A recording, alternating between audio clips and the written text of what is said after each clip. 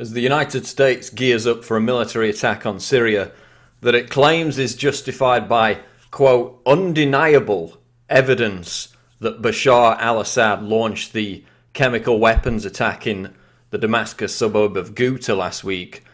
A bombshell article by Associated Press correspondent Dale Gavlak, who also worked for NPR and writes for the BBC, reveals that the rebels have admitted that they were responsible for the casualties as a result of that chemical weapons attack last week. And the question is, will the mainstream media bury what could be a story that may derail this march to war? Now, here's my version of the story at Infowars.com. And here's the original at Mint Press News by Associated Press correspondent Dale Gavlak. Mint Press News, their website, has since gone down because of the bombardment of traffic they've received as a result of this link spreading. So she visited the areas around Damascus, Ghouta, where this chemical weapons incident took place. She spoke to the militants, to the rebels involved in fighting in that area, who told her that they were given chemical weapons by Saudi Arabia, specifically by Prince Bandar bin Sultan, who is the intelligence chief, the Saudi intelligence chief. He ordered the delivery of weapons via a Saudi militant to these Syrian rebels in Ghouta. They were initially intended to be given to Jabhat al-Nusra, which of course is the Al-Qaeda group that's fighting, that's commanding the Syrian rebels who have pledged allegiance to Jabhat al-Nusra, who in turn pledged allegiance to Al-Qaeda.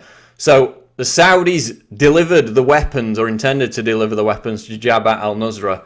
They got into the hands of the actual lower level rebels who had no training on how to handle these deadly chemical weapons. There was an accident, an explosion, and that caused all the horrific casualties that you saw in the YouTube videos last week.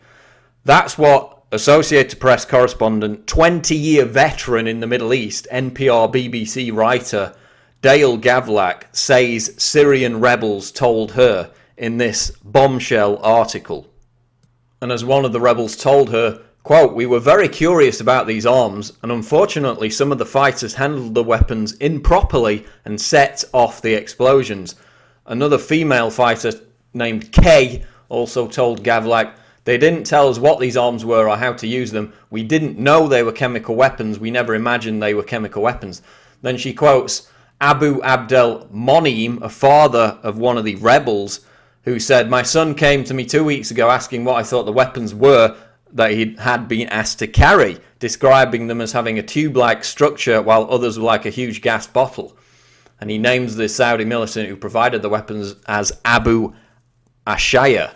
And according to Monheim, this father of one of the rebels, the weapons, improperly handled, exploded inside a tunnel, killing 12 of the rebels instantly, and then causing the wider chemical weapons incident, which of course injured and killed hundreds of people, as you saw in the videos.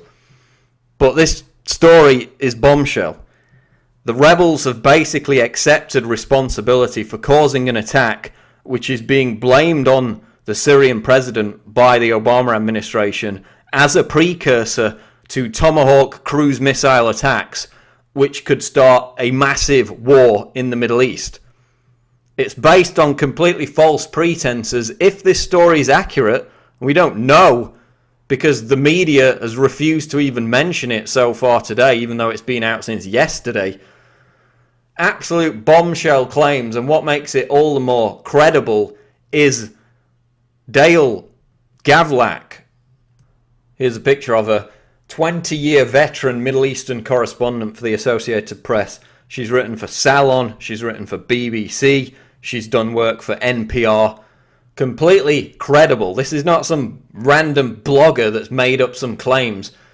She's a credible journalist. She went to the areas affected. She talked to the militants who admitted being behind the chemical weapons attack.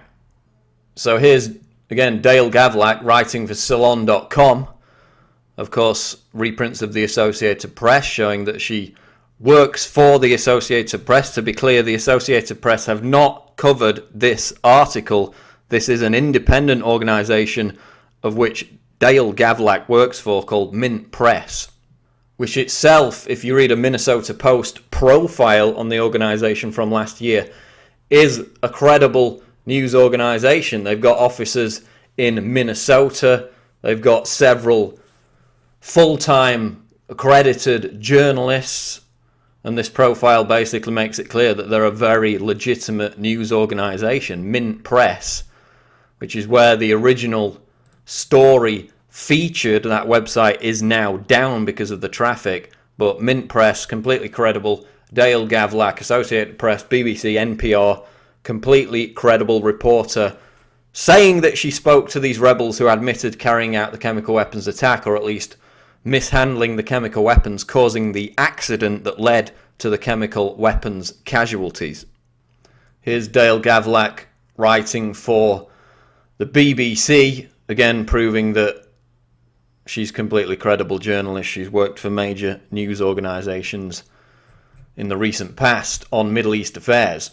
Here's an article again from Dale Gavlak for the Associated Press from February of this year, talking about the destruction of Syrian antiquities. So, the source is credible. This isn't some tinfoil hat conspiracy theory blog making up claims. Seasoned, respected mainstream journalist went to the affected areas where the chemical weapons incident in Syria took place last week, talked to the rebels involved in the fighting there, who admitted that they were responsible for causing the accident that led to the chemical weapons incident, which has been blamed, of course, on Bashar al-Assad and used to grease the skids for war. She also points out in the article, which is something that InfoWars reported on a couple of days ago as well, the warning, the threat by Prince Bandar of Saudi Arabia, the head of their intelligence, to Vladimir Putin, that if Putin did not abandon his support for the Syrian president, Saudi Arabia would direct the Chechen terrorists that are under his control to attack the Russian Winter Olympics in Sochi next year. He said, I can give you a guarantee to protect the Winter Olympics next year. The Chechen groups that threaten the security of the games are controlled by us. He told Putin, we control the terrorists. If you back off Syria, we won't direct them to attack. Again, absolutely bombshell revelation. It was reported on by the Telegraph. Didn't get anything like the attention it deserved. But again, it's made reference to in this article because Gavlak accuses the Saudis, and this is what the rebels told her, of providing the chemical weapons in Ghouta to the Syrian rebels.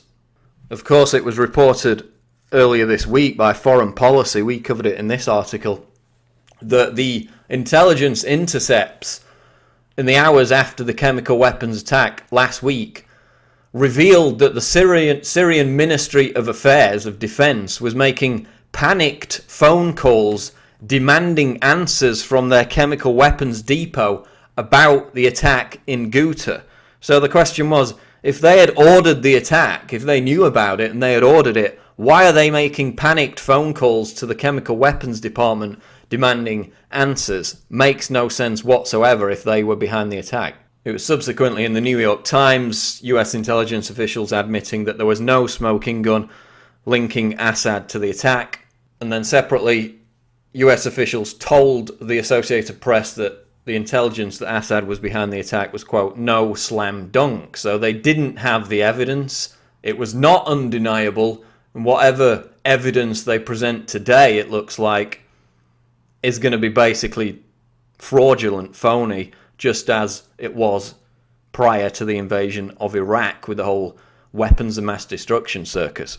So the question is, will the mainstream media cover a bombshell news story, one of the biggest stories of the year, that the rebels, the Syrian rebels, the Western-backed rebels, admit they were responsible for the chemical weapons attack last week? It was not ordered by Bashar al-Assad.